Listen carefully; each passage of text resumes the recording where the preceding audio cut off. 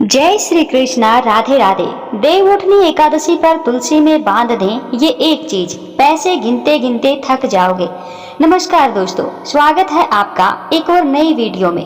आज हम बात करने जा रहे हैं देवउठनी एकादशी के विशेष महत्व और उससे जुड़े उन अद्भुत उपायों के बारे में जो आपके जीवन में समृद्धि और खुशहाली ला सकते हैं। हर साल कार्तिक मास की शुक्ल पक्ष की एकादशी को देवउठनी एकादशी का पर्व मनाया जाता है और यह विशेष एकादशी साल की सबसे शक्तिशाली और फलदायक मानी जाती है।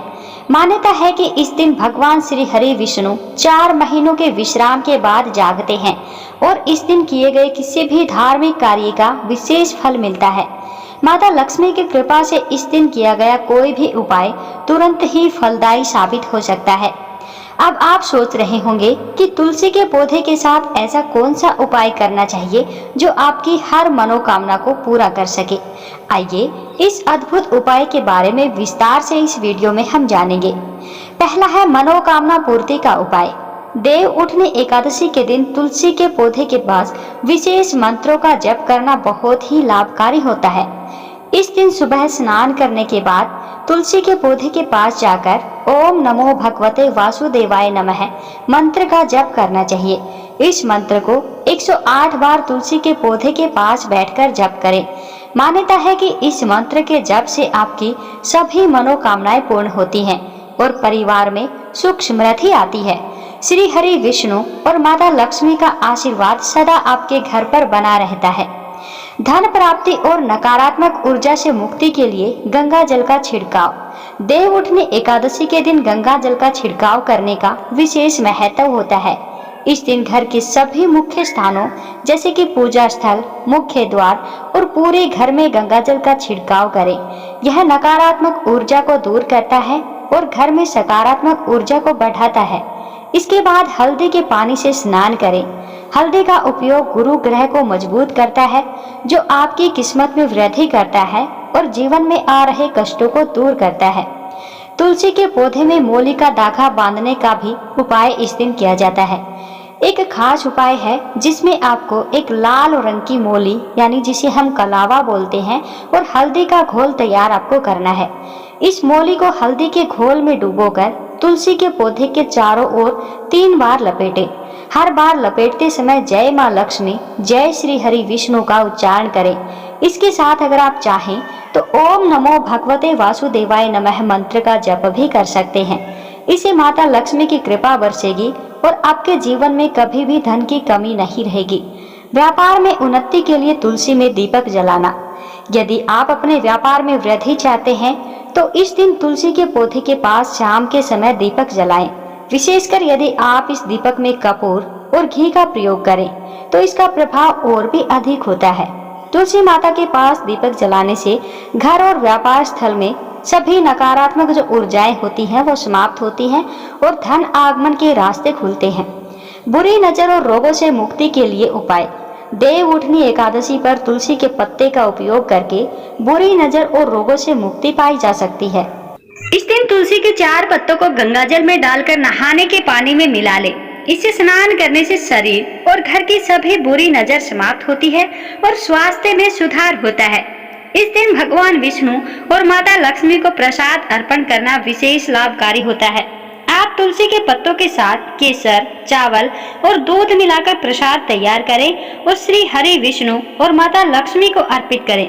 इससे घर में स्थायी रूप से धन का आगमन होता है। सुबह और शाम का समय कब करें ये उपाय? तो अब हम जानेंगे कि उपाय आपको सुबह करना है या शाम के समय किस समय करना है।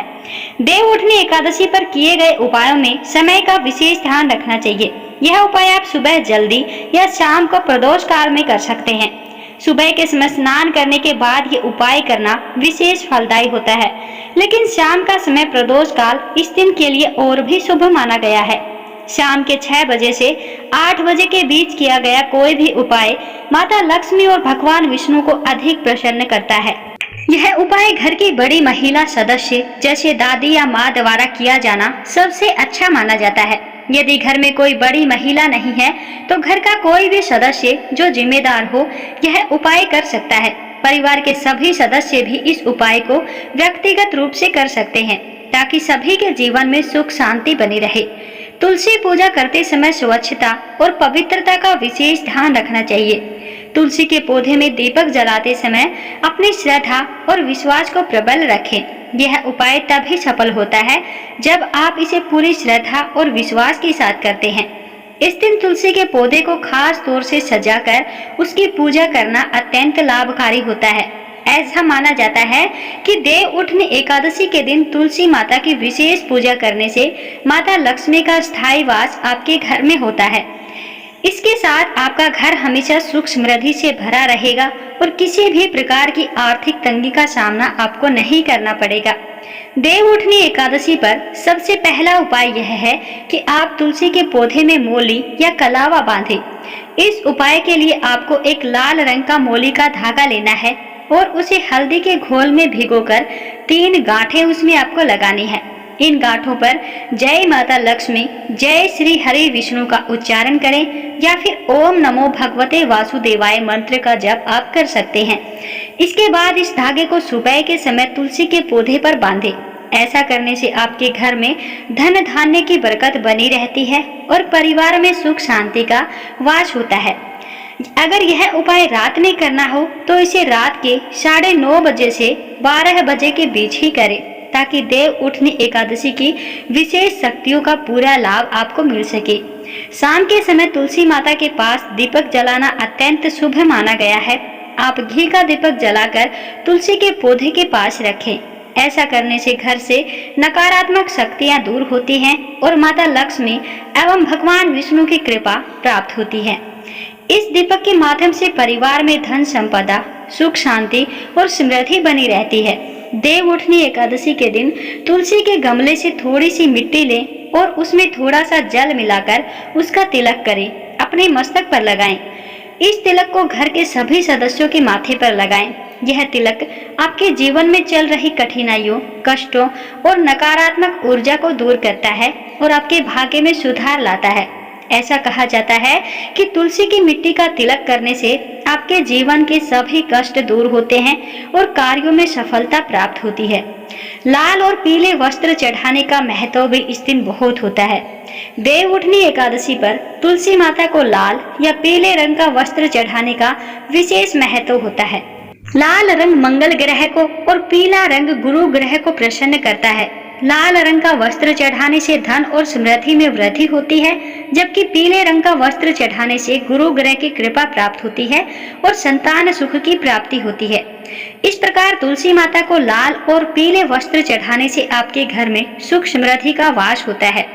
तुलसी पर 108 गांठों वाला पीला धागा बांधे। इस दिन तुलसी विवाह के दिन एक पीले धागे में 108 गांठ लगाकर तुलसी के पौधे में बांधने से संतान सुख और घर में खुशहाली आती है। इस धागे की लंबाई आपके शरीर के समान होनी चाहिए। इसके बाद माता लक्ष्मी और भगवान विष्णु से अपने जीवन की मनोकामनाओं को पूरा करने की प्रार्थना करें। जब आपकी मनोकामना पूरी हो जाए तो इस धागे को किसी नदी या तालाब में प्रवाहित कर दे। तुलसी को चुनरी अर्पण करना। देव उठनी एकादशी के दिन तुलसी माता को लाल रंग की चुनरी अर्पित करना बहुत ही शुभ माना जाता है। ऐसा माना जाता है कि तुलसी माता को चुनरी अर्पित करने से भगवान विष्णु प्रसन्न होते हैं और आपके जीवन में सुख समृद्धि, धन वैभव का आशीर्वाद बरसाते हैं। भगवान विष्णु को तुलसी दल अर्पित करना। भगवान विष्णु को तुलसी दल बहुत प्रिय है। देव उठनी एकादशी के दिन भगवान विष्णु को 11 तुलसी के पत्तों का अर्पण करें। यह उपाय विशेष रूप से उन लोगों के लिए शुभ है जिनकी विवाह में देरी हो रही है या रिश्ता बार बार टूट जाता है। भगवान विष्णु से अपने सुखी जीवन और विवाह की सफलता के लिए प्रार्थना करें। तुलसी के पौधे पर घी का दीपक और कच्चा दूध चढ़ाना। देव उठनी एकादशी के दिन तुलसी माता के पास घी का दीपक जलाएं और उसके बाद तुलसी को थोड़ा सा कच्चा दूध अर्पित करें। ऐसा करने से घर में सुख समृद्धि का आगमन होता है और जीवन में सकारात्मक बदलाव आते हैं। इसके बाद हाथ जोड़कर माता लक्ष्मी और भगवान विष्णु से सुख समृद्धि की प्रार्थना करें। तो दोस्तों, ये थे कुछ प्रभावी और विशेष उपाय जो देव उठनी एकादशी के दिन तुलसी माता के माध्यम से किए जाते हैं। इन उपायों को करने से भगवान विष्णु और माता लक्ष्मी का आशीर्वाद प्राप्त होता है, जिससे जीवन में खुशहाली, सुख शांति और समृद्धि आती है। उस देव उठनी एकादशी पर यह अद्भुत संयोग आपके जीवन में नई ऊर्जा, धन धान्य और मनोकामनाओं की पूर्ति लेकर आता है। इस दिन किए गए विशेष उपायों का लाभ उठाएं और अपने जीवन को सुखमय बनाएं।